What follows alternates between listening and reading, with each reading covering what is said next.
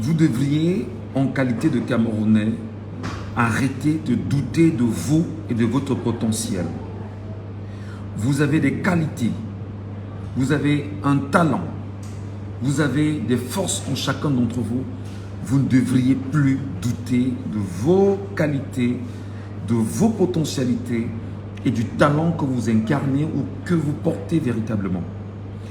Je voudrais transmettre un message ici à l'ensemble des Camerounais permanemment dans un esprit de découragement, un esprit attentiste, mais qui quelquefois ne comprennent pas exactement ce qui se passe dans des engagements que certains ont choisi de mettre en avant.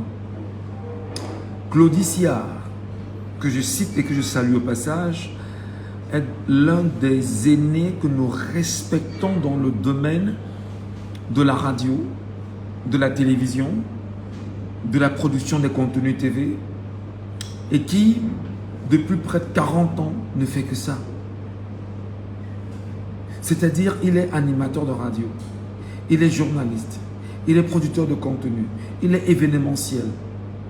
Il a un know-how, il a un talent, il a une renommée internationale, si vous voulez, sur le continent africain et dans les espaces très afro.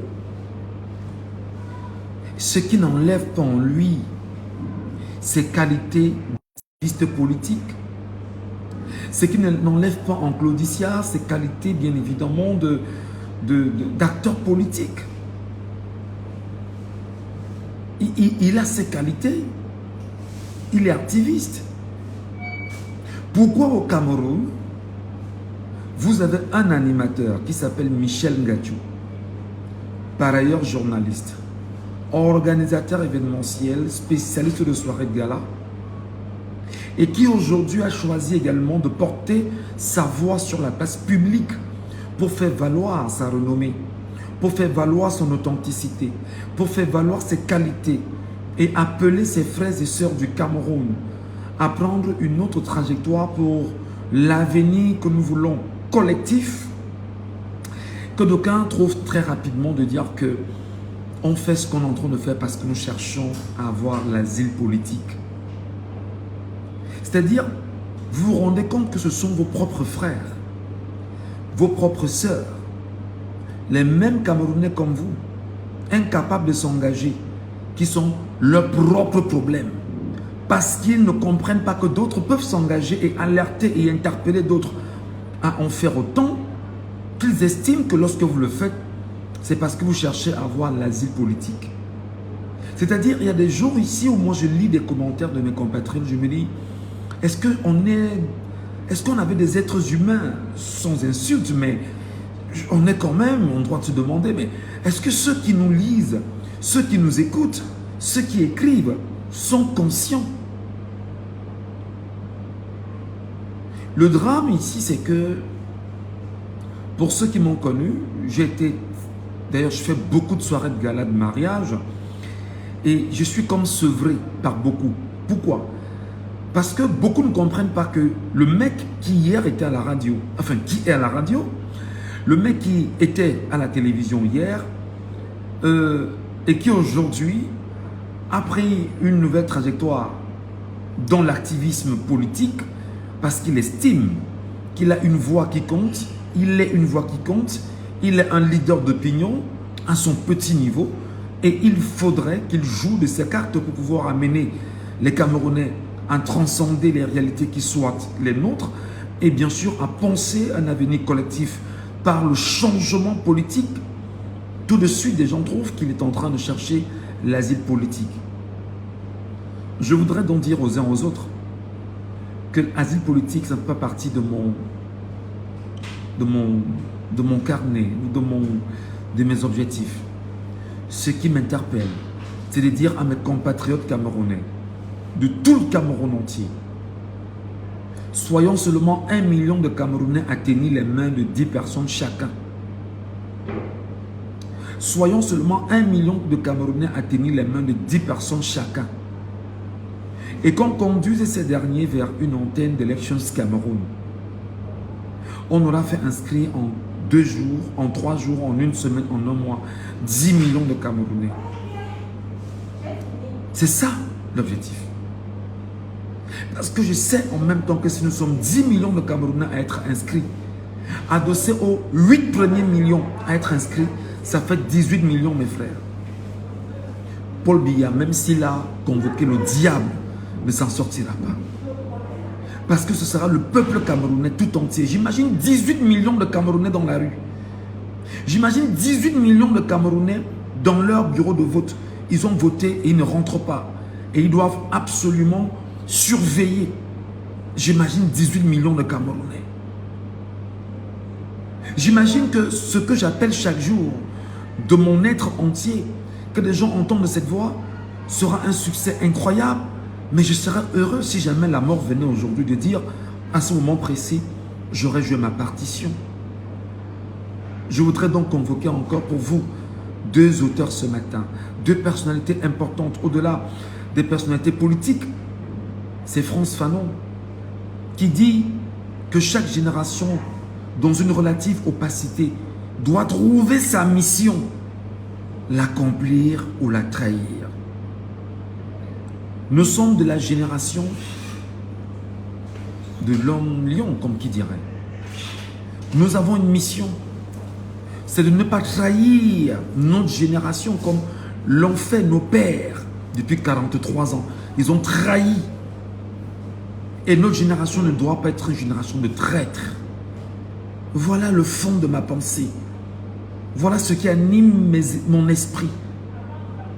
Et que nous soyons une génération de jeunes Camerounais forts, une génération de jeunes Camerounais puissants, une génération de jeunes Camerounais capables de piétiner toutes les données néocolonialistes qu'on nous a imposées.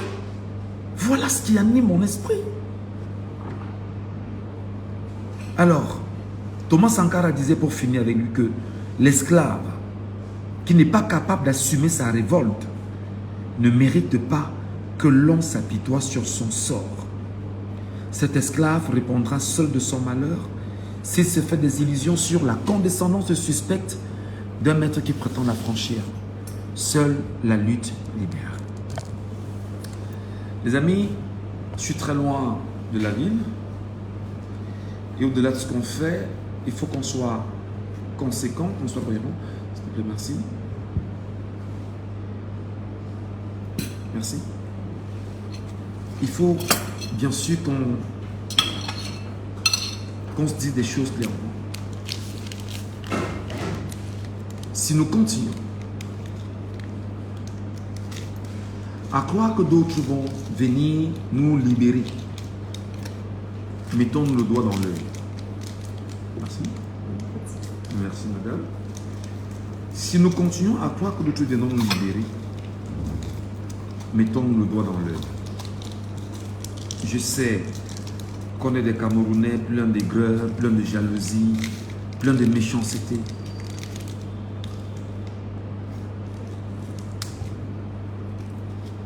Je prends beaucoup d'escafé parce que je ne vais pas dormir.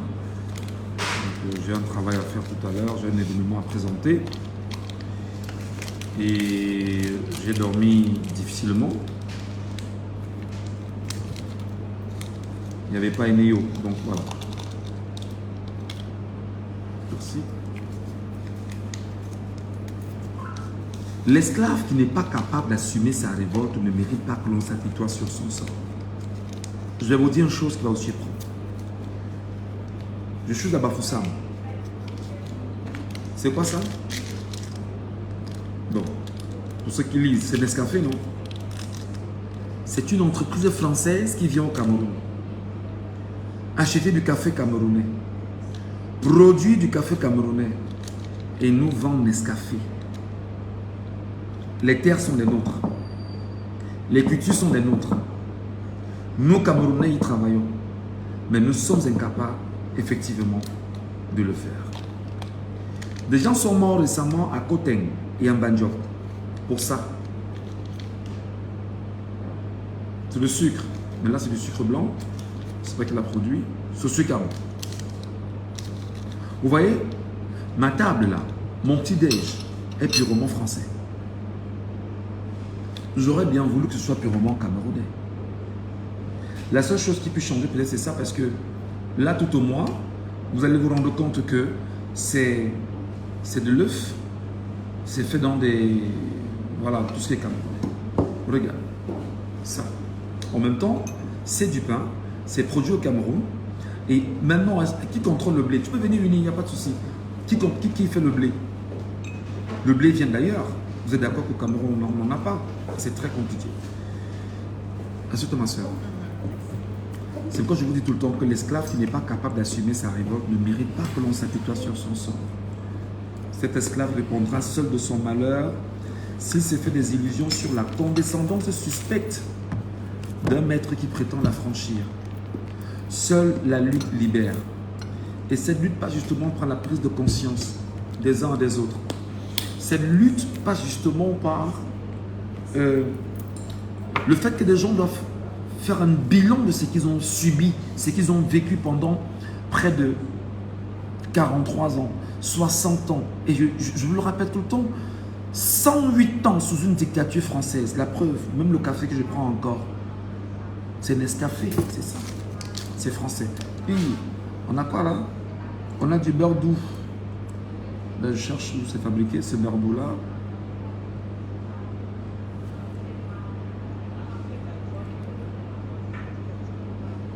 C'est ça. C'est pas camerounais, non? C'est pas du tout camerounais.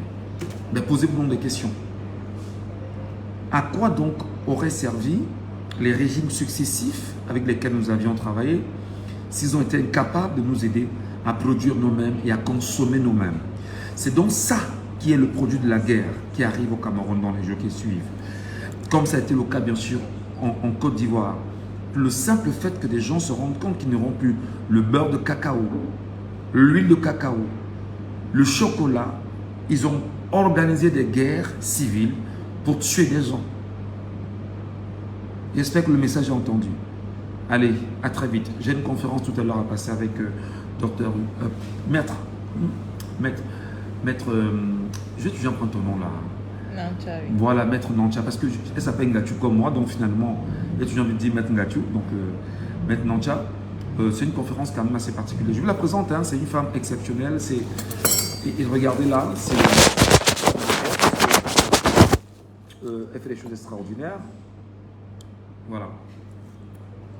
Maître, voilà. Bonjour. Bienvenue ce matin, Maître. Merci. Alors c'est vrai qu'on ne s'attendait pas parce que moi je suis en train de faire un live comme d'habitude où j'essaie de sensibiliser mes abonnés sur des questions urgentes. Et là, on est dans un séminaire ce matin porté sur un projet assez formidable, l'éclosion des talents féminins. Tout à fait. C'est un séminaire de formation. Oui. Tu veux bien nous rappeler le thème, s'il te plaît? Le thème est intitulé Gouvernance et propriété intellectuelle. Comment sécuriser vos innovations et attirer les investisseurs. Voilà. Oui. Comment sécuriser les entreprises aussi. Effectivement, sécuriser vos innovations, vos idées, vos marques non commerciales. Et attirer les investisseurs. Et attirer les investisseurs à travers une bonne gouvernance. Et là, tu as mis l'accent sur la femme. Tu t'es dit, bon d'accord, il faudrait que les femmes soient mises en avant. Effectivement, nous sommes dans le cadre du mois de la femme. Nous célébrons la femme, nous célébrons les droits de la femme. Donc, le cabinet GFC Avocat Cameroun a décidé de tendre la main aux femmes en ce mois de célébration pour leur permettre de décoller, de développer leurs entreprises. Nous sommes le jardinier et vous êtes le jardin, chère dame. Alors, tu sais, c'est ça le truc. Comme nous disons à nos sœurs, soyez intelligentes comme Maître Nantia, c'est très intéressant. Qu'être riche de bons modèles. Alors, nous sommes à la première édition. Première édition, on a quand même des conférenciers qui seront là. On a des avocats qui vont nous retrouver. Oui. On a des jeunes porteurs de projets innovants qui vont nous retrouver.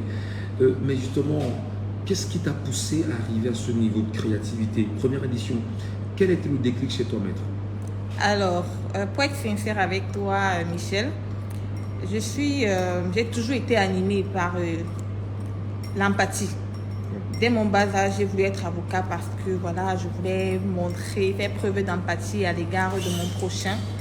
Et pour cette année, donc, je marque le 10e anniversaire dans la profession d'avocat. J'ai décidé de faire les choses autrement. Faire les choses autrement en tendant la main en étant aux côtés de ces femmes qui manquent de moyens financiers pour faire recours à des services d'avocats, des services experts. Donc ce concours que nous organisons vise justement à accompagner ces jeunes projets tenus par des femmes, les accompagner sur 1 an gratuitement et par la suite également on va faire un suivi régulier pour qu'elles ne tombent pas, pour qu'elles ne stagnent pas, mais qu'elles se développent bien au contraire. Merci beaucoup. La conférence est tout à l'heure. Je promets à mes abonnés qu'on pourra avoir quelques images à propos. Allez, je vous souhaite de passer une très bonne journée. Restez là pour ceux qui seront là et on vous partagera l'essentiel de cette conférence avec Maître Nantia Wini. Au moment où je l'appelle Mambombo Ngadju.